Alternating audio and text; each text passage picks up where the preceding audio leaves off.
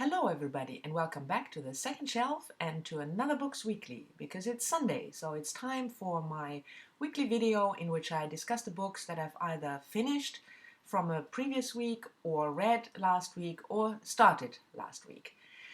And as I said, normally I start this video with the book that I finished from a previous week, and that was Louisa, Gilder, The Age of Entanglement. But I didn't finish that book. I put it aside.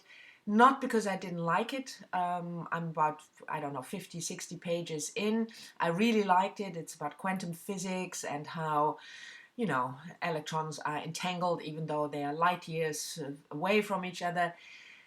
But I'm in the middle of a book writing deadline, and quantum physics was just too much for me to grapple with at the moment. So I put the book aside for now, and I'll pick it up once I've done with the deadline and handed in the manuscript. But it was not a bad reading week, so let's get started. The first book I've read was Jade Chang's debut novel, The Wangs versus the World. The book was published last year, 2016, and Jade Chang is an American author born 1976 in Ohio to Chinese parents. She worked as a journalist and published now, like I said, repeating myself, her first novel. I heard about this book last year. It got quite some buzz on Goodreads and on BookTube, but when I read the story about Charles Wang, a self-made millionaire, building an immigrant from China, building an empire, cosmetic empire, and then going on a road trip. I'm not much for a road trip, so I don't know. I put the idea of reading it aside. But then I saw the fantastic review by David over at the Poptimist. I will leave a link to his review down in the down bar. And he talked about the book so enthusiastically and with such vigor that I thought, well, I'm going to read it now. And so I did, and I really didn't. I didn't regret it. Like I said, the book is about the Wang family. Charles Wang, immigrant from China, making his fortune, and a big fortune, with cosmetics, but losing everything during the financial crisis in 2008 due to bad investments. So he packs up his second wife, Barbara, and his youngest daughter, picking up his son, Andrew, driving through the country, across the country from California to New York to live with his oldest daughter, who is an artist, but did some controversial art and has now fled to the countryside. And I have to say, the book is hilarious. The interaction between the family members, but also some backflashes to the history of Charles and his second wife. I really enjoyed reading it. I thought it was very well written. It was fast paced, and what I really liked about it, and that's something that I probably would have missed if David hadn't pointed it out, is that it really deals with the so-called hyphenated immigrants, so Chinese American immigrants, and that is they are not quite American or white, and they are not quite Chinese. They are a group of their own, and that issue, how it's dealt with, that was really interesting to me. So if you're thinking of picking it up but have doubts, watch David's video, because he can explain it much better than I do, and then read the book, because it's really good. And on to the second book, and that is Miriam Toews' All My Puny Sorrows. Now, Miriam Toews is, and you say Toews, I checked it on YouTube, even though it's written Toews, it's Toews. Miriam Toews is a Canadian writer born in 1964, and she is from Mennonite descent, and the book also deals with Mennonite, which is a religious group founded by Menno Simons, who was a Dutchman. So I had Miriam Toews on my radar for some time, but somehow, you know how it is, I didn't pick up the book. And finally, last week, I did read My Puny Sorrows.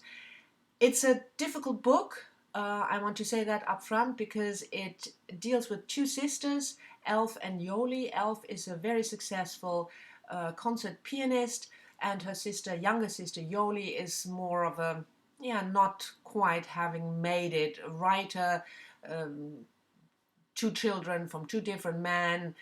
Her life is a bit of a mess, at least that's how she sees it. But Elf, the beautiful, successful one, doesn't want to live. She has made several suicide attempts in the past, and the book opens just when there was another suicide attempt. And the whole book deals with the question how to deal with somebody who doesn't want to live. As a sister, also as a husband, because Elf is married. And this is obviously a difficult subject, but it's dealt with really beautifully. I thought it was interesting, not also because it's not.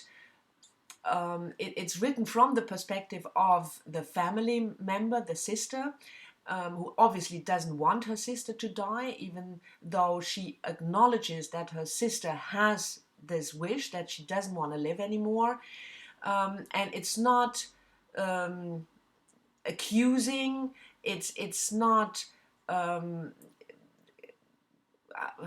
moralizing the issue, and I thought that was really good, that you got the raw emotions, but not a moralizing point of view. So if you have never read, like I never read Miriam Toews, I don't know whether this is the best book to start, because like I said, it's a difficult subject that might not appeal to everybody. And I should add, it has some autobiographical traits, because Miriam Toews' older sister committed suicide. But it's not an autobiographical novel, it just has this autobiographical trait from own experience. But it's a beautiful book, so if you're not afraid to tackle difficult subjects, pick it up and I'm sure you won't regret it. And the third book I've read last week also tackles some difficult subject, and that's Tiffany D. Jackson's novel Allegedly. Tiffany Jackson is a young black American writer. She is from Brooklyn, works in television, and Allegedly is a mixture of crime. It's labeled young adult, but I have my doubts whether this is the right label. The central character in Allegedly is Mary Beth, who is in jail. And when the book opens, she's almost 16. She has spent 6 years in jail and is now moved to a group home because she was convicted of killing a baby, a 9-month old white baby, in her care. She was babysitting a neighbor's child together with her mother, and the child died of asphyxiation, so she was obviously strangled or something, and Mary Beth is convicted, although she never confessed to the crime. I mean, she was only 9 years old when she committed it, allegedly, hence the title of the book. So the book tells the story of Mary Beth in the group home. We learn a lot about how young adults who committed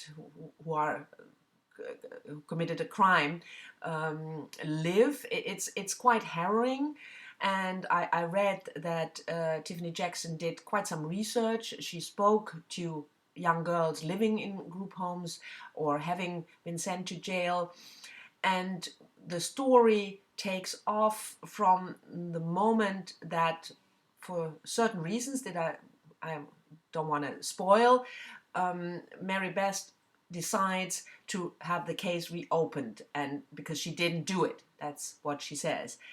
Her mother is a central figure in the story.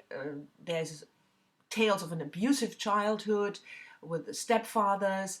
So it's an interesting, more or less crime story, but much more character-based, centering on Mary Beth's character and her relationship with her mother, her life in the group home, and in the end you will find out what really happened. But that is, although it's of course interesting for a crime novel, but that's not the point of the book. The point of the book is to learn more about Mary Beth and her story. So I really enjoyed it. I thought it was a great first novel, and I'm looking forward to Tiffany Jackson's next books. And then very briefly, the two books, both non-fiction, that I've started last week. The first one is Margot Shetterly's Hidden Figures. Margot Shetterly is an African-American author born in 1969. This is her first book. She worked in media and investment banking. She lived in Mexico for a while. And her father worked at NASA, and that's what started the research into the hidden figures, meaning the African-American women who during the start of the civil rights movement, so 1950s, 1960s, started to work for NASA as mathematicians. I'm only 50 pages or so in, so I'm really interested in how it develops. It gives a lot of history, which for me is interesting because I know very little about NASA history or the computing involved. So that's interesting. And the other book that I've started last week is Kate Bolick, Spinster.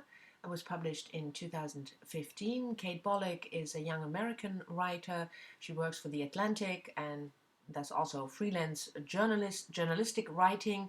And Spinster is a non-fiction book about it's a part memoir and a part a non-fiction book in which Kate Bolick explains her own life when she's just turned 40 when she started the book, of the single life, and she does that like I said, by examining her own life, but also by examining certain examples of women who lived a single life and who meant something to her. So writers, journalists, columnists, critics.